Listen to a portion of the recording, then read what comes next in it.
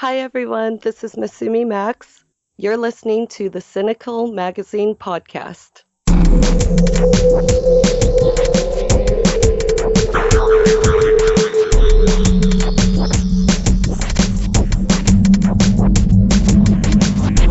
to the Sinical Magazine podcast, where we bring you the best in alternative culture. Be stylish, be seductive, be cynical. Hey, what's up, everyone? This is Danny Stygion, and you're listening to the 5th episode of the Sinical Magazine podcast. Today's guest is photographer Shannon Brooke. She has provided 2 of the covers to Sinical Magazine. She has recently released a book called Girls. I was really happy to do this interview with Shannon. She's a photographer I admire a lot. Anyway, let's get to the interview. Welcome to the Sinical Magazine podcast, Shannon. Thank you for taking the time to do this. Of course. First, can you tell our readers how you got started as a photographer? Yeah. Actually, I wasn't very good with anything at school. And I've always really loved art. So I guess growing up, it was always a battle to get good grades and stuff, but then leave school knowing what I wanted to do for the rest of my life. So that was always a battle.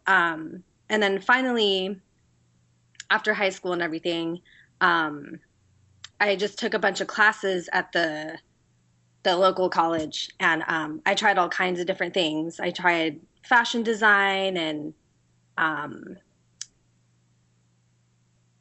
really like American literature, so I tried some English classes and things like that. That year, I think I was 18. My aunt had gave me one of her cameras for my birthday, and I had no idea how to use it because it was all manual 1970s Nikon. So I ended up taking a photography class, and everything in that class made so much sense to me, and I never felt so smart before. So I was like, maybe this is my thing, because it just came so naturally. And I just remember the first person, the portrait assignment, or whatever we had, I photographed one of my friends, and I just remember how cool it was to make her feel pretty in front of the camera. So I don't know, I guess just since then, that's what I wanted to do. In the beginning, was there any photographers that influenced you? Actually, not at the very beginning. I actually hadn't researched anything. I didn't even know I was going to be so into it. But from junior college, I went to Brooks Institute of Photography, and there I started pulling some inspiration. I really love George Hurrell and Cecil Beaton, but I also pulled inspiration from early pinup artists, Alberto Vargas, of course, and Elvgren, Peter Dryden. So I pull from other photographers and art. Actually, recently I've been looking at a lot of like Mark Ryden, stuff like that. So I am influenced by a lot of artists. And how long did it take for you to switch, I guess, to being able to do it full time? When I was at Brooks Institute of Photography, I paid my own way through college mostly, and I wanted to leave there with a solid portfolio. So I tried to make all the assignments that all the classes were giving me. I tried to shoot in the style that I wanted to leave with. So I had like a solid something to be able to get a job. So at that time, I was shooting a lot of pinup stuff, and I ended up leaving with a pretty solid portfolio. And while I was in school, like I would teach, or not teach, I would assist other photographers that I really look up to. So from there, I just met different makeup artists and people in the industry. So that actually led to my first job that I got right after college, which was at West Coast Choppers in Long Beach. And Jesse just liked the website that I built, and he liked that I shot pinups, and he wanted me. He just they were looking for a new look to shoot those bikes with, and I'm forever thankful for him giving me that first job. That's awesome. Yeah, it was it was pretty awesome. I felt really cool when I got this job, but he believed in me, and I guess I showed him also that I can do this. Like, I know I don't have any experience, but I can do this for you. Right. Yeah. What type of camera and lighting equipment do you use now? I like Nikon purely because I love the lenses. I also like Nikon menus. It's just a preference. I'm not one of those photographers that are like, this is better than the other. I prefer Nikon. And lighting wise, I've actually shifted from using 3 to 5 lights on set, on location, to trying to minimize to no lights at all, and just using natural light as much as I can. So I don't know. I'm always evolving because I don't want to get bored with my job. Right. Yeah. Do you prefer to work in a studio or shoot on location? I really love both things because I'm such a nerd about lighting. So when I do get into a studio and I'm forced to use lighting, I love it, especially if I have enough lights to choose from and I can tweak out on it. But I think mostly if I have an awesome location and it's private and I'm comfortable there with the girls and everything, I prefer an awesome location. And I also like to light as I'm in studio on a location. Right. Yeah. But I love both. I'm actually really open to any kind of photography. I love product photography. Give me a motorcycle, I'll shoot it. I mean, whatever it is, a tube of lipstick for like a cosmetic company. I just love lighting stuff. Your covers for Deadbeat magazine. Can you talk a little bit about how you shoot that? Yeah. I've been shooting those covers for so many, I think it's coming up on 10 years or something crazy like that. But I definitely have a system when I shoot for them just to give the magazine some consistency. And I think it's worked out really well. I always, when I shoot the hot rods with the girls for the covers, I like to do a 3/4 front of the car, or, a dead on front. And then I always light the girl in the car with the sun from the back. And then I always fill in from the front with lights. And most of the time I use like a hard light. So there's a lot of contrast and it really pops. Yeah, those covers look great, and you could.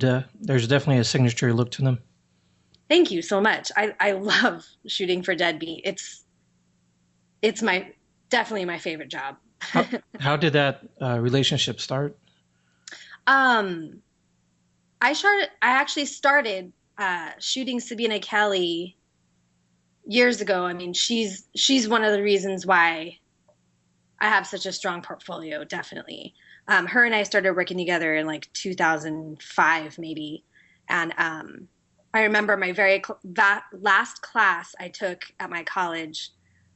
I just decided to shoot her with her car. I think she has an Impala or something. And the pictures came out really good. And somewhat, I think the owners of the magazine they had already been developing the magazine, but they were looking for just a cover, and they wanted Sabina as their first model on the cover. And I don't know, I guess that shoot, they just wanted those pictures from that shoot. And then from there, I felt a little bit awkward shooting covers for a hot rod magazine when I was head photographer at West Coast Choppers. So I told them, maybe I shouldn't be doing that, because I hadn't asked my boss yet if that would be okay. And he was totally cool with it. So I think a couple a couple deadbeats went by at the beginning. A couple different photographers were shooting the covers. And then once I was like, I can do it if you guys want me to do it. And then since then, they've just kept me on board. That's So, good. That's yeah, cool. I like to be respectful. I mean, I was full time working for this company that gave me this awesome job. So I just didn't want to mess anything up with them. All right, you're being loyal. Yes. Newer models, do they need to be experienced to work with you? No, actually, it just depends on if it's a commission shoot or not. But I rarely do trade anymore. I just really don't have the time unless it's someone, from an agency or a model that has a lot of experience, then I'll do trade. Just always wanting to make my portfolio, evolve and stuff.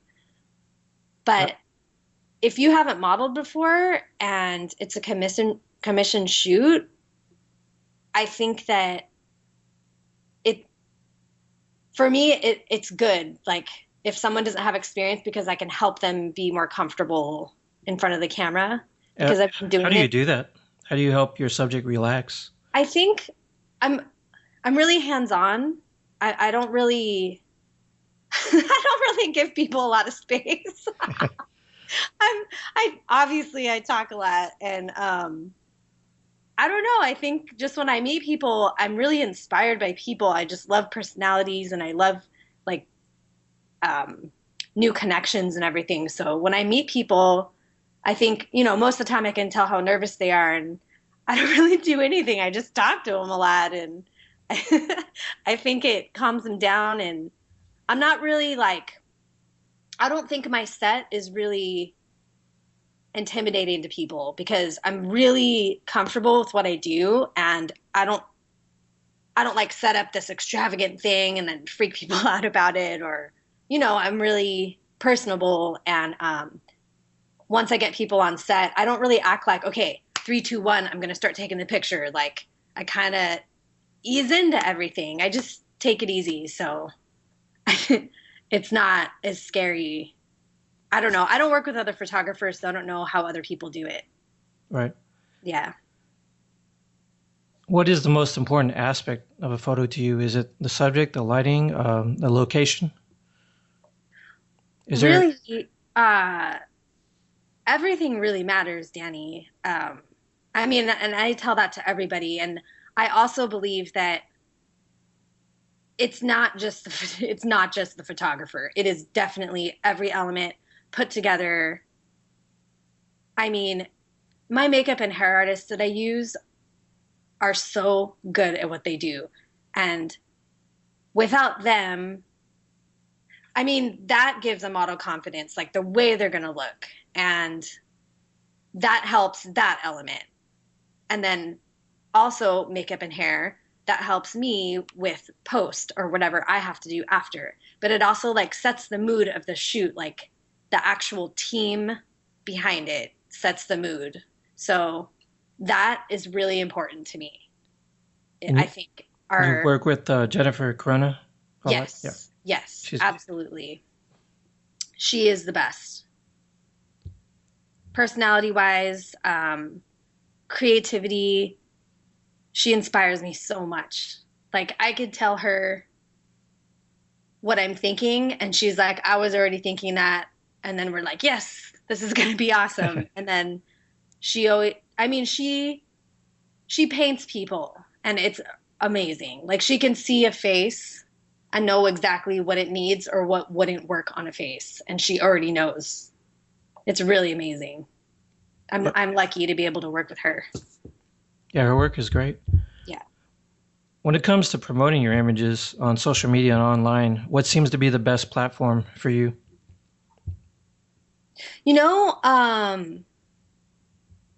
Instagram is the best platform for me. And I don't know if it's because I like it the most. But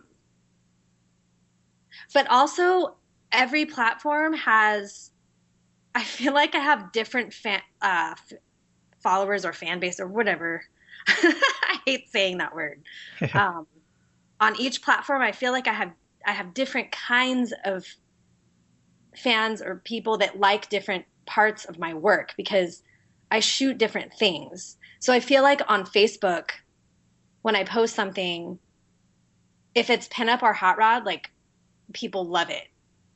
And then I feel like on Instagram, maybe it's like a newer wave of, younger people too. And so they're really, they kind of like my newer stuff.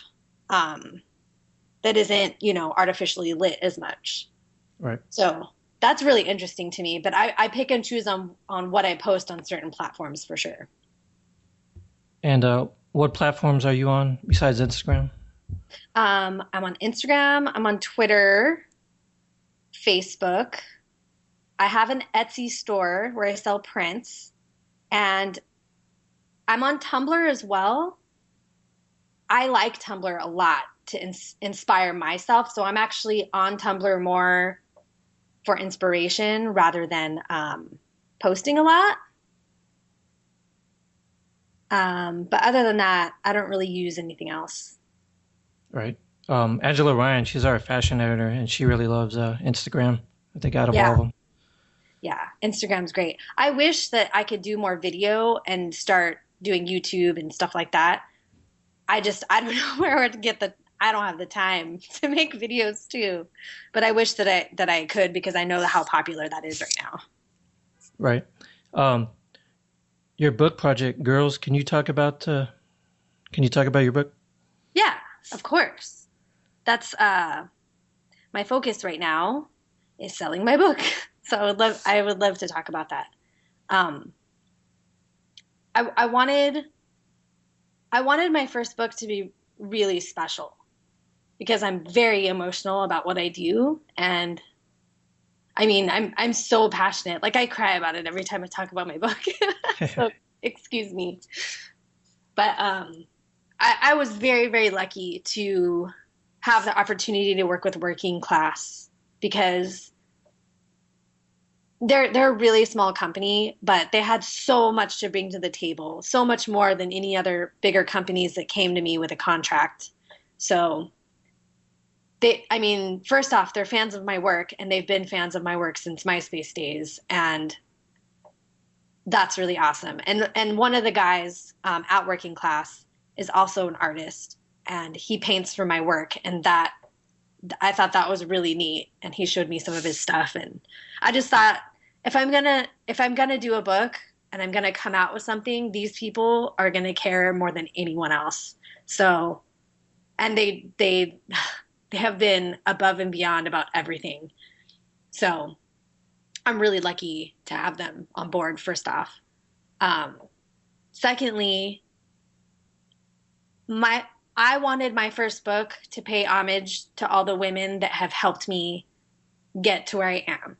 So the book isn't about me. It's about the models in the book. And beyond the models in the book, there are so many more than just the girls that made it into the book that have helped me get here. So it's really like a big thank you to all of them for modeling for me and trusting me and, experimenting with me. So each chapter is a different girl that I've worked with or has been inspiring me for a long time. Who are some of the models in the book? The cover girl is Gia Genevieve, and she is someone that I had been wanting to work with for a long time, and I finally got to start working with her a couple years back. So she really inspires me as a person, and I wanted her to have the cover image. She did a lot for me, not even knowing it, but being a plus size model when I started shooting her, she's not any longer, but she made me feel good about myself.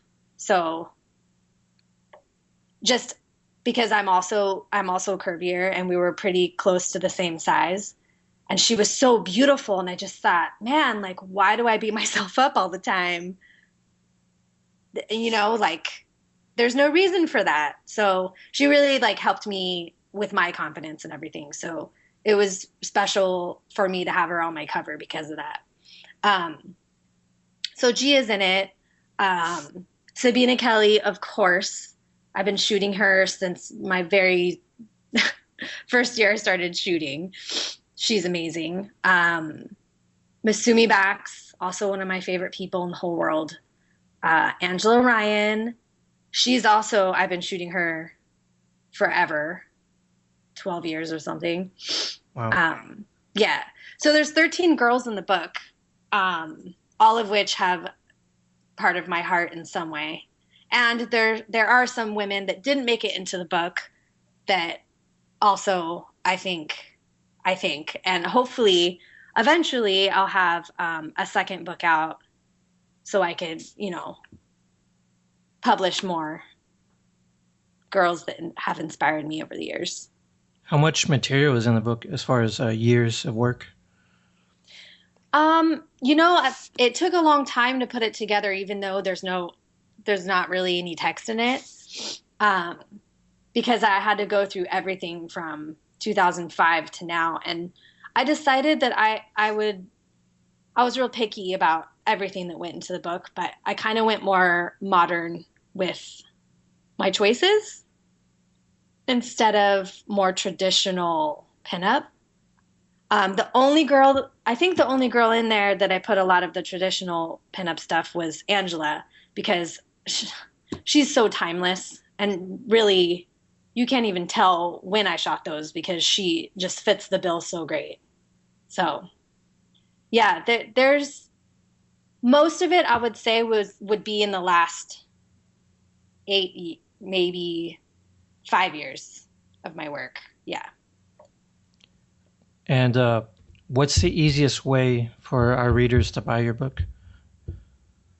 You can go to workingclasspublishing.com, and that's the only place you can really buy it. Okay. So, yep. And my final question is, do you have any upcoming galleries or projects you would like to mention? I'm actually working on a book signing in Sacramento, California. I'm actually trying to set that up now, so I'll keep people updated on my social medias. And I will be at Viva Las Vegas this year with Working Class Publishing, selling my book, signing my book. And also I'll probably have some girls signing as well. So just keep updated on my Instagram page mostly. Cool. Thanks again for doing the interview, and Sure. I'll make sure to order a copy of your book. Cool. And I'll list all your social media links on the show notes page. Yeah. Thank you so much, Danny. This was really an honor, and I hope it didn't skip around too much. No. You're fine. Thank you.